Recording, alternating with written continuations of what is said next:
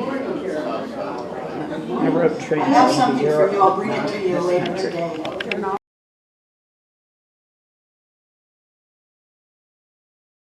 For another Saturday Matters, and this time we're going to go to Colorado, as it says, and we're going to take some railroad journeys.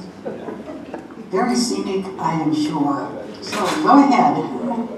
John, we all know John. Go ahead and tell us about it. I think most of you know that I worked for AAA for 15 years, and during that time Joann and I were able to take a number of domestic travel trips, and this is one that we really enjoyed. I hope you'll enjoy it yourself.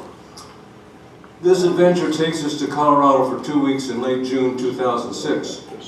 While we've had the opportunity to visit most outer parts of the U.S., the central states have been bypassed until now. An elder hostel program entitled Historical Railroads of Colorado caught my eye several months earlier and turned out to be a wonderful way to learn the history of the state. While most of the program took us to the southwest part of Colorado, we also had a few days to explore Denver and the area surrounding the Rocky Mountain National Park. The weather was perfect, the scenery positively incredible,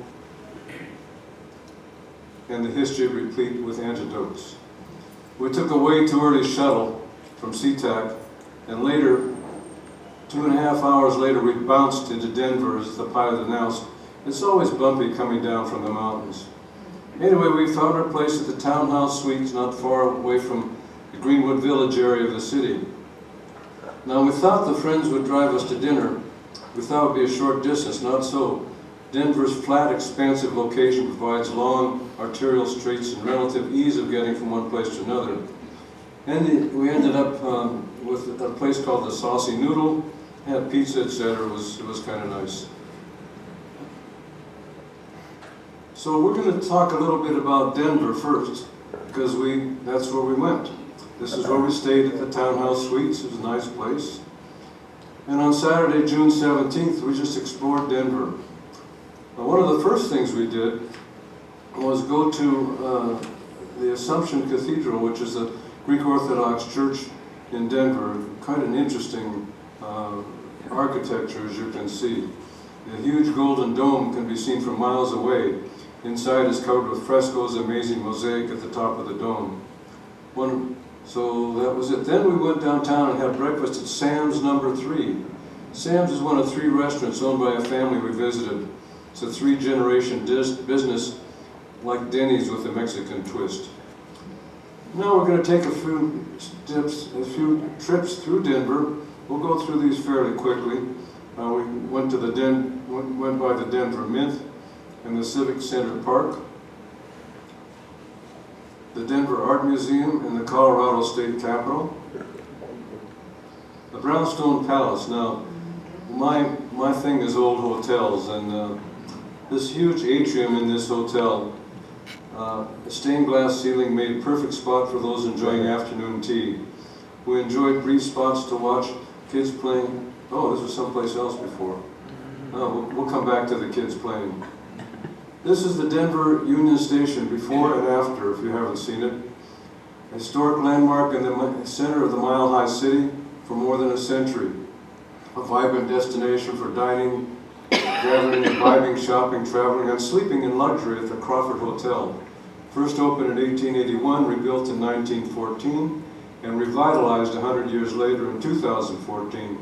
The station is once a preserved monument to the city's past, a celebrated placemaker of today, and a visionary beacon for Denver's future. Isn't that nice wording? Somebody wrote that pretty well. From here we went to Larimer Square, nicely restored district, and we encountered the Chalk Art Festival. Over 100 artists copying their sketches onto pavement with colored chalk. What a wonderful spot to enjoy a few moments out of the hot Denver sun, sip a cool beverage, and watch the developing scene of strollers and artists. So Monday, June 19th, we went to some more. This was something. We were up without coffee and we headed to Black Forest State Park. You may know that we had an old Triumph, and if you see that second car in there that's pretty much like the one we used to have. So we knew about the Triumph Father's Day picnic that was going on, so we headed to that and took in a little sports car fix. From there, we went to the Coors Brewery. Now, the tour book said it was closed on Sundays. Well, we stopped at the visitors' parking lot anyway and were greeted by a young woman who directed us to the employees' lot. The Silver Bullet train with a number of scantily clad young women and hot and loud music was in the lot. Surprise, it's Father's Day and a special opening to begin the tourist season. Once inside, we had a short tour and headed for the bar. Philip, a 15-year tour veteran and ex-school teacher, gave us the souvenir beer glasses, a piece of cake, a few sips, and a lot of history. We were pleasantly surprised with the friendliness considering the massive size of the Coors operation. What a nice stop on our way to Boulder. In Boulder, we found the Boulder Hotel, Boulderado Hotel, another majestic architectural feature, and we stayed there for the next 3 days. We visited the Stanley Hotel in Estes Park. Now, it's famous not only for its old world charm, but for its role in Stephen King's novel, The Shining. We didn't see any ghosts, but there was an old Stanley steamer in the lobby as a monument to the hotel's namesake. The hotel hires interns from around the world. Our wait staff was from Russia, Nepal, and France. Monday, June 19th, another hot day in Colorado. We're driving a little bit here. This is the Rocky Mountain National Park and the Trail Ridge Road, the highest continuous paved highway in America. We were briefly delayed by a herd of uncooperative sheep. The high point of this park is 12,183 feet. Once the temperature cooled significantly, and the wind almost blew us off our feet as we puffed our way up the scenic path. Fortunately, we had acclimated to the elevation and drank lots of water along the way. This park contains every possible type of terrain, trees and mountains, of course, but extensive valleys. Anyhow, this was the next one. Then, from here, we were looking for the Oh My God Road. This is our first attempt, found us on a dead end with some off-roaders, so it was back to Idaho Visitor Center for directions. Once we found this, we drove up one of the twistiest, narrow, unpaved, unmarked roads I've ever traversed. I'm glad the views back towards Mount Evans were amazing, but I'm glad we weren't coming down the washboard. Several alternative routes take us to one of 2 towns that have become casino havens. Construction's everywhere, of course. Back to Boulder in time to take Banjo Billy's bus tour. This is a real psychedelic experience, if you want. Equal parts history, crime story, and comedy. It's all woven together in a playful choose-your-own-adventure style. Anyway, part of the comedy comes from rambling along Boulder's affluent downtown streets in Banjo Billy's remodeled school bus, sure to attract stares not only for its log cabin looks, but also the noise it makes.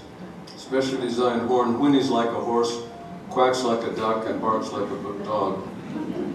Okay, so we spent some time in Boulder, and I know that some of you have had friends and relatives, if not students, attending there.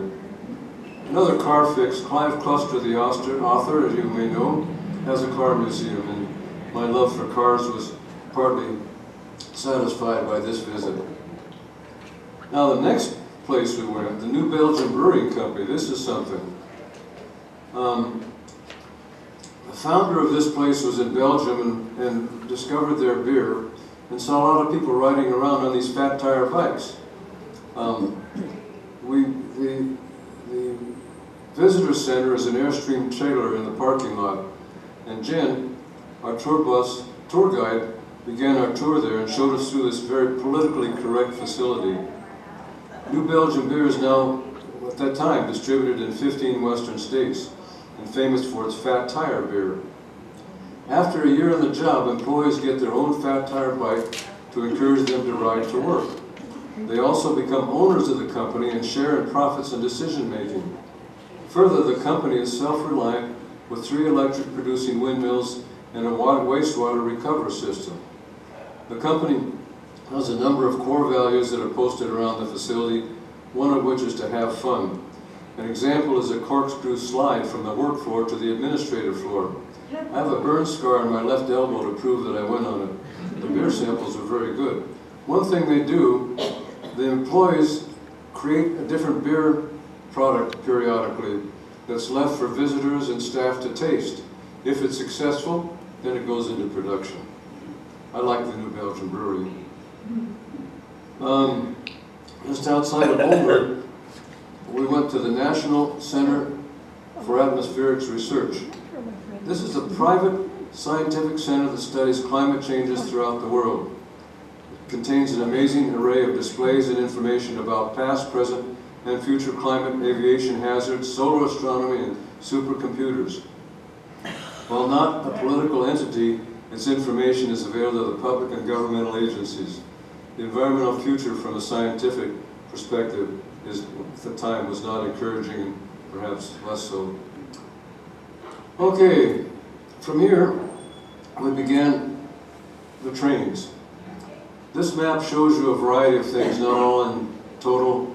It talks about the Cripple Creek Railroad, Combers Toltec. It only gives you a few of the railroads, but we're going to talk about some more of these. First, we went to the Colorado Railroad Museum in Golden, Colorado. You can see the turntable there. Joann was operating it very efficiently.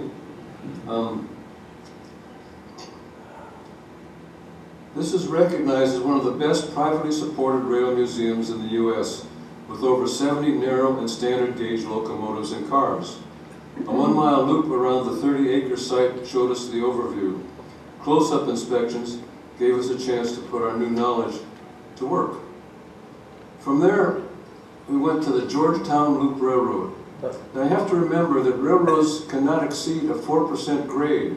Once that happens, the wheels begin spinning on the track and losing their connection. So there's this loop that goes around that you can see that handles the increase in height. And we're going to take a little ride on the Georgetown Railroad.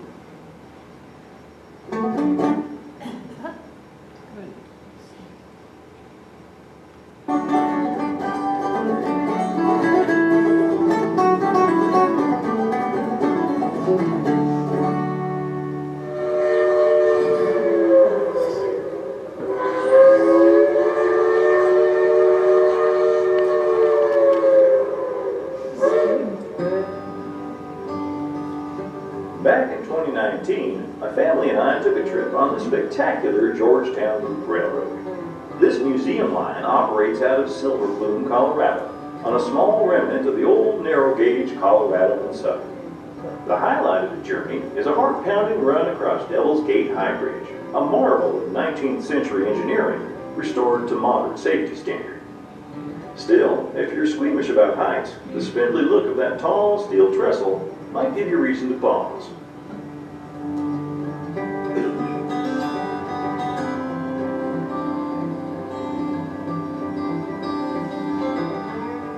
We also opted for a mine tour down in the Lebanon Tunnel, gaining a fascinating look at how men lived and worked in these mountains more than 100 years ago.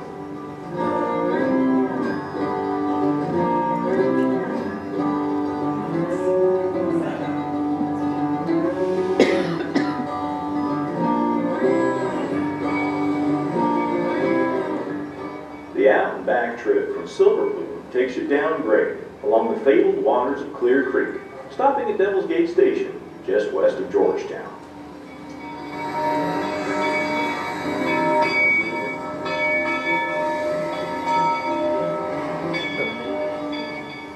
The entire trip is only a couple miles, but all those hairpin turns and the high bridge itself were engineered to ease the steep grade of the canyon down to a manageable 3.5%.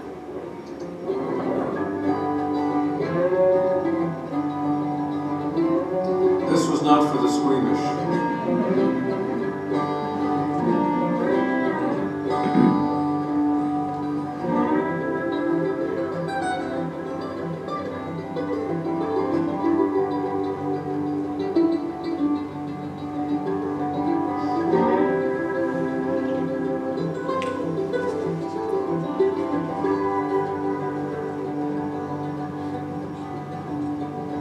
This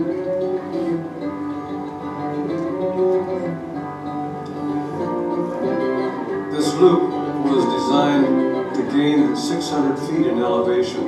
I think in this video they're coming downhill. Looks like it, but there you are. And this ride gave us our first glimpse of the beauty of Colorado and the challenges of the early railroad builders.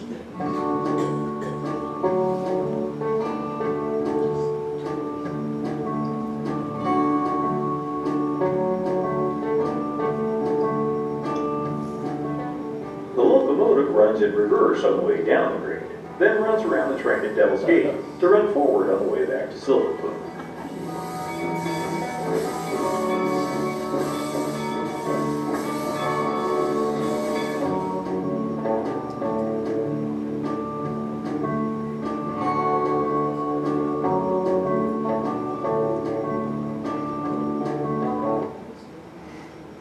Anyway, that's our first railroad ride, and one that was really,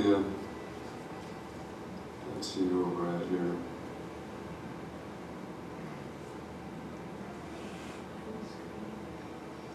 We dined then at Giuseppe's Old Depot restaurant, which was rather fitting. Next, on Friday, June 23rd, 24-mile train ride. I was not familiar with the Royal Gorge in Colorado. It's an amazing geological formation.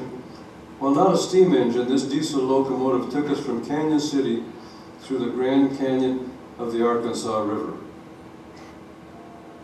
As the train enters the 1,000-foot deep gorge and stops at Hanging Bridge. We'll see what they tell us on this video, and I can supplement it with information. Since the first tracks were laid in the mid-1800s, Colorado railroads have been a popular means of both transportation and tourism. For our anniversary, we booked one of the best train rides in the state, the Royal Gorge Route Railroad. This train offers a one-of-a-kind experience with 3 course lunches and dinners, wine tasting, and special event rides that are perfect for dates, family outings, and more. Here's our experience riding the Royal Gorge Route Railroad in Colorado so you can make the most of your train ride.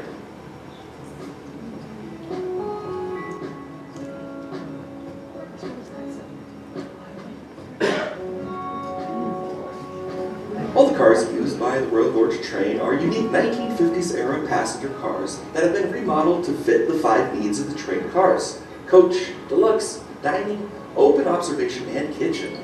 All cars come with all the bells and whistles, modern amenities like air conditioning and heated cars, as well as open air cars for viewing. The train ride offers comfortable seats with tables, concessions, 3-course meals for lunch and dinner, and a full-service bar in the middle of the train. And is actually Colorado's first and only full-service railroad dining experience.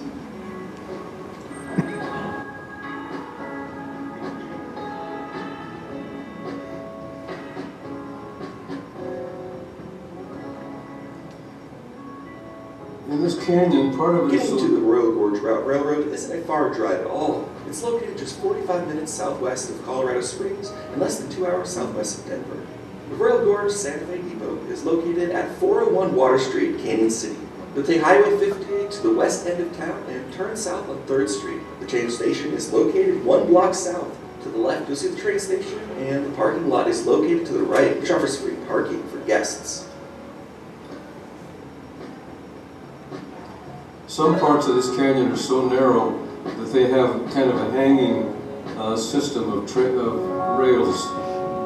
A ride on the Royal Gorge train can be combined with the Royal Gorge Bridge and Park experience, which makes for an amazing all-day adventure crossing the bridge and then taking a train ride. One part on top of the gorge, and then the other literally 1,000 feet below at the bottom of the gorge, riding the train.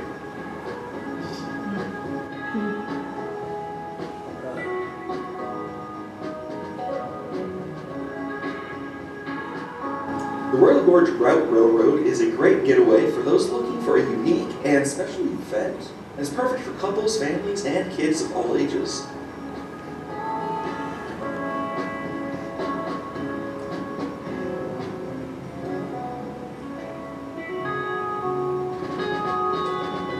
This ride was wonderful, but it's not quite the same as the old narrow gauge puffer The bellies. Royal Gorge train has several different types of tickets available, each at a variety of prices.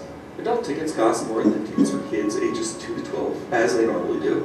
And the cost to ride the Royal Gorge train increases depending on the class you choose, or if you want add-ons like meals or drinks. Since the first tracks were laid in the mid-1800s, Colorado railroads have been a popular meat. Railroad offers up to 4 departure times daily, including specially... I'm going to move ahead here so we can look at, once you come to the end of the train ride, you hop on a funicular that goes up The 1,000 Railroad feet train up the route side. is a 24-mile round-trip train ride that lasts about 2 hours and carries more than 100,000 passengers every year. This out-and-back trip travels through the heart of the dramatic Royal Gorge, through the canyon and under the famous suspension bridge that hangs about 1,000 feet above the ground. And don't think that once you get to your seats, you can't get up. In fact, as soon as you board the train, you are free to roam around and explore. But it's most likely that you'll find yourself outside in one of the open-air cars with fresh air in your face and the wind in your hair. This is the best place for photos and being able to fully see the gorge surrounding areas and the Arkansas River below. Once at the end of the tracks, the train will stop for a few minutes to allow viewings and photos, then it reverses back the way that came and continued through the exact same route.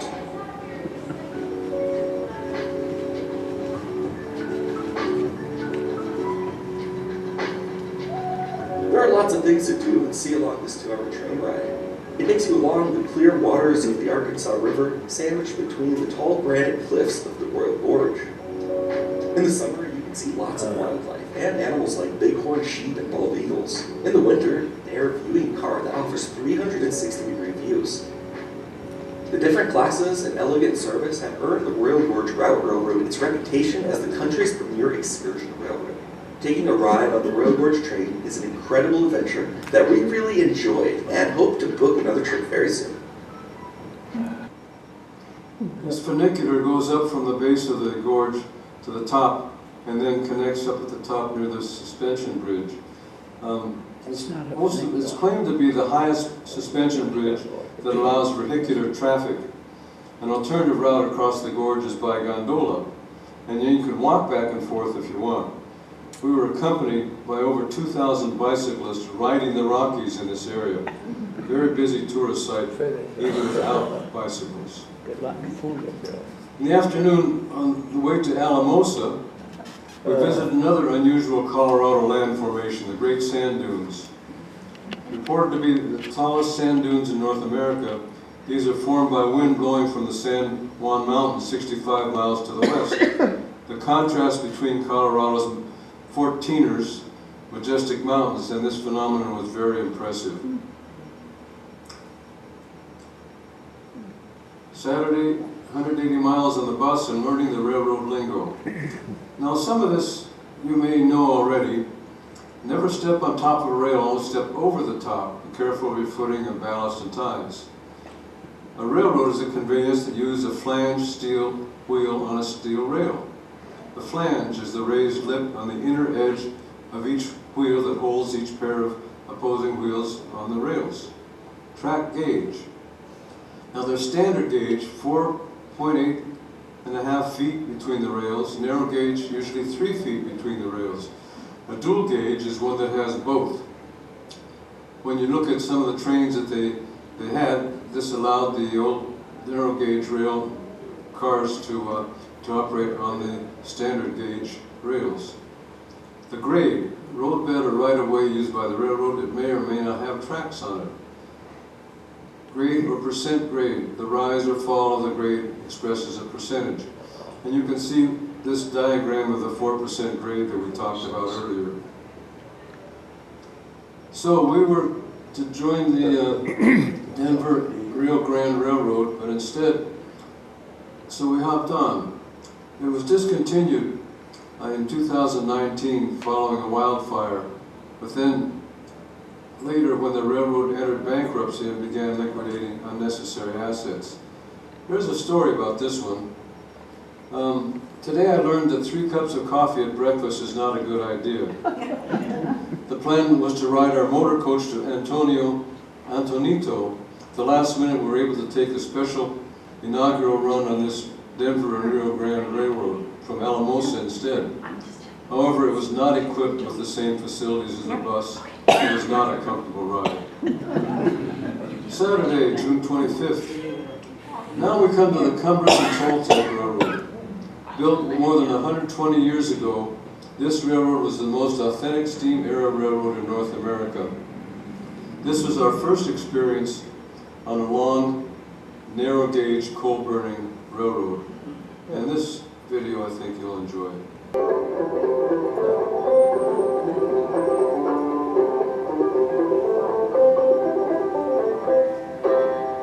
In 1879, the Denver and Rio Grande Western Railroad started building over 200 miles of narrow gauge track from Antonito, Colorado to Silverton to service the mines deep in the San Juan Mountains. Now today, the Cumbres and Toltec Scenic Railroad operates on 64 miles of this historic line and is considered by many to be America's most authentic steam-powered railroad. To ride this train, you'll need to head to the San Juan Mountain Range in the Southern Rockies, where you can board in either Antonito, Colorado, or Chama, New Mexico. Here is the lullaby of the valley, the lonesome floating echo, in a man-made cloudburst, iron thunder erupts. The siren call of the canyon. A century-long symphony of sights and sounds affecting all your senses. And those lucky enough to experience it firsthand are changed forever. It's kind of a spiritual thing, in a way. It's, the clouds seem closer, the movement seems closer. Everyone who's been on the train, I think their lives have been enriched by the experience. In a faded calendar, it's 1880, and in the San Juan Mountains, a railroad is built. 64 miles of track laid by hand drills, black powder, and 9 months of muscle and mules. It boggles my mind when I try to figure out how these people actually built this railroad. All the work. How did they get the material up here? How did they get through the rock? It's fascinating. A phantom curve. I have to say, riding in one of these open cars is quite an experience. A rock When you tunnel. feel the embers and the dust coming from the train. For most of the day, you're on. Reason Toltec is that it is truly a time capsule. Unlike most tourist railroads, we've got all the stuff that was here and we've got it in large volume. So instead of a glimpse of the past, you really get to be immersed in the past in a way that surrounds you, that you don't escape. You don't need to worry about, well, if you look this way, you'll see a McDonald's or you'll see a big parking lot. It's the past as far as you can see in all directions. From the rails to the rolling stock, everything about the Cumbres and Toltec journey is authentic. From its K-class locomotives to its vintage rail cars. A historic travelogue where every detail has been left intact. A fully immersive experience. You can really see the steam coming out, and you can feel it when the water comes over you. To smell the smoke and get the cinders in your eyes and enjoy it. I'm a teacher, and I think what kids today too have too much of a separation from real things. They play their video games and this and that, and this was a real experience that showed them, a glimpse of history.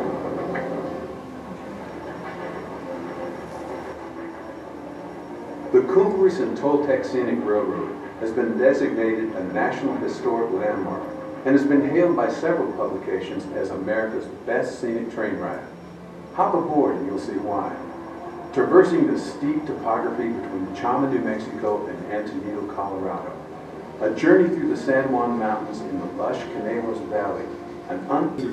You get the idea of the Cumbres and Toltec Railroad. Now the next one, this Durango-Silverton Railroad, this is something else. And this video will give you a better idea of the Durango Silverton.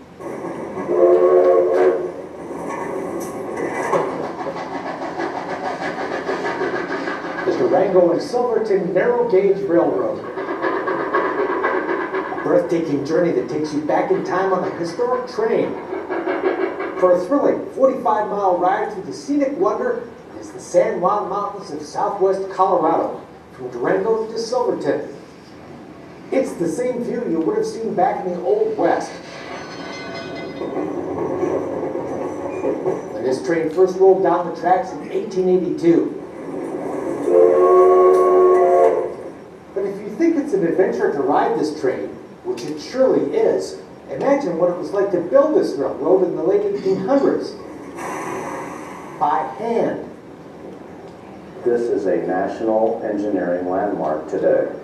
Men were able to chisel out a railroad with hand tools in the 1800s. I mean, that's amazing. The road bed for the 2-mile High Line, one of the most amazing stretches of this railroad, was blasted out of a granite mountainside to create a shelf to lay the tracks about 200 feet high above the Animas River. It was basically a handheld drill bit. Men were lowered down from the cliff above to drill holes in the rock with hand tools. And you hit that rod with a hammer, and every time you hit it, you turned it, and it would drill a hole into whatever stone you were drilling into, amazingly. And then you would pack that with black powder. A team of men were spread along the cliff to drill those holes, then synchronized to light the fuse to all that dynamite before being hoisted back to the top out of harm's way. And I always think of the guy that's trying to light the match and the wind keeps blowing it out, you know. It's like, please, and everybody else's fuse is already going but his.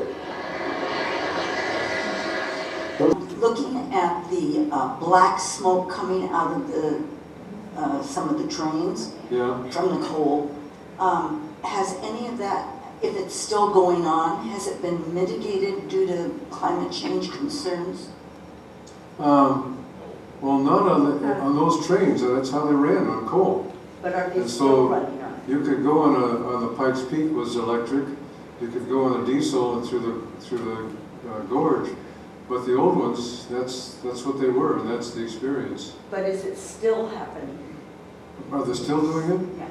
The tourist railroads, I'm sure, are. I haven't heard that they've converted to electricity or anything else.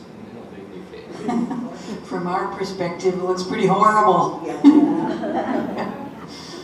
But it was an experience to remember how people had to, survive and get around at the time. Yeah. We did a trip in Philadelphia and Pennsylvania, on the railroads in Pennsylvania, and one thing we did was to take a tram ride through a coal mine, and it was so shattering to your body and your teeth as you went through. I wish I had the video of that to show, but anyway, thank you all for coming. Thank you, John. Thanks very much.